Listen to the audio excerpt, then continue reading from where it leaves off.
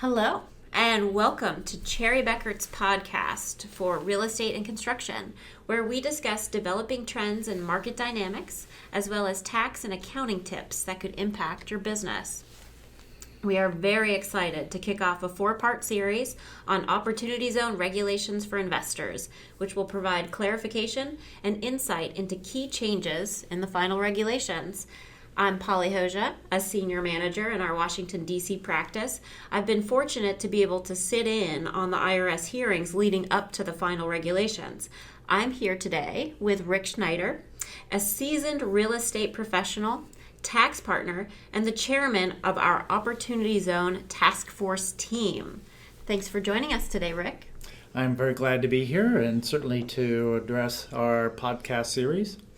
So today we will give you some teasers on our upcoming episodes led by real estate professionals and experts from across our firm.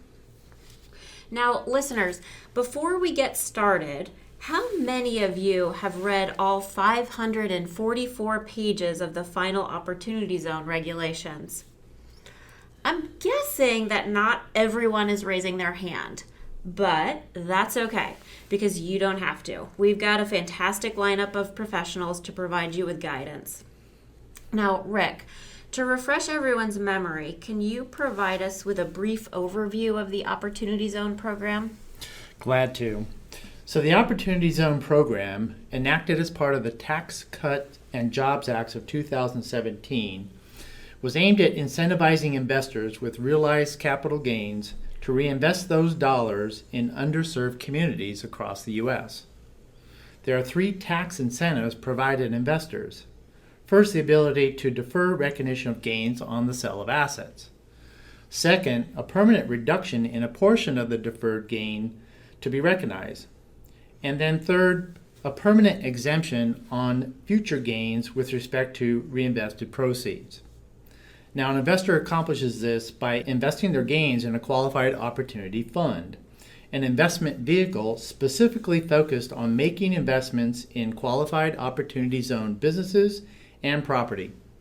Now, many of our upcoming podcast topics will focus on questions from clients that wish to invest in these qualified opportunity funds or QOFs, as well as questions we've heard in the marketplace. Can you give us a sneak peek at the upcoming podcast series that covers eligible gains and the timing of the investment of the eligible gains? Certainly. So Catherine Baisley and Michael Elliott, as part of our team, will be leading that discussion, and they will be addressing the flexibility that the IRS provided with regard to the definition of eligible gains, as well as the very favorable rules around the timing of when investors have to invest those proceeds into a qualified opportunity fund, particularly as it relates to flow-through entities, so that investors actually have information relative to the gains realized by those funds and being able to then reinvest those in a timely manner.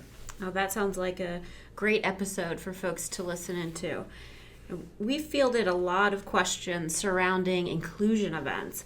What are inclusion events, and why do listeners need to listen to our podcast on how inclusion events are addressed in the final regulations?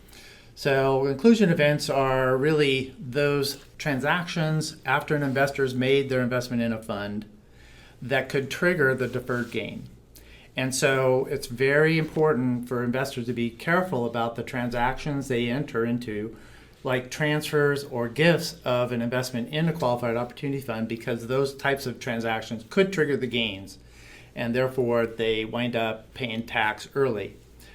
Shannon McCogy and Mark Cooter of our team will be addressing that, as well as talking about when those triggering events occur, what can investors do to help plan and solutions for addressing those gains that they've recognized. So folks really need to listen in on that podcast to be aware of any possible tax consequences. Really is important to make sure that they don't trigger the gains ahead of time intentionally or unintentionally. So at the IRS Oz hearings, we heard a lot of comments regarding confusion surrounding an investor's ability to exit from a fund at the 10-year mark. How was this addressed in the final regulations? So at those hearings, this was a very significant issue with regard to the first round of regulations they put out. I think the IRS did an admirable job of really listening to what people's feedback was with regard to this and came out with very favorable rules to address how someone can exit out of a fund and be able to be exempt on the gains, whether that gain is realized at the investor level or whether it's being realized at the fund level or even at the qualified opportunity zone business level. So all these gains are going to be exempt for purposes of exiting. And so that's very favorable. And we're going to have Ron Wainwright and Jason Hort of our team to address those rules for folks. So we have some excellent topics to be covered during the investor series. Cherry Bekaert will also have a podcast series involving fund level topics. What topics related to OZ funds can listeners expect to learn more about during the fund series? So yes, the fund series will be our second part, and we're really focusing on going into a deep dive on certain rules regarding funds, such as operating in a qualified opportunity zone business and what that means and definitions there. Also specific rules dealing with real estate and the substantial improvement rules and the time frame on which the funds have to invest in real estate and cause those substantial improvements to be created.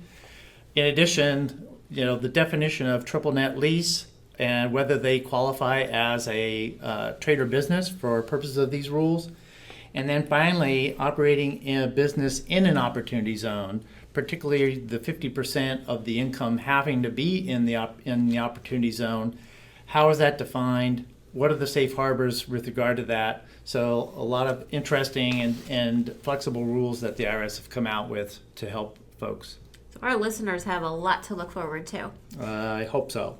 All right. Well, that wraps up our first podcast. Thanks for listening in. Stay tuned for our next podcast where Catherine Baisley and Michael Elliott will delve deeper into eligible gains and the timing of those gains.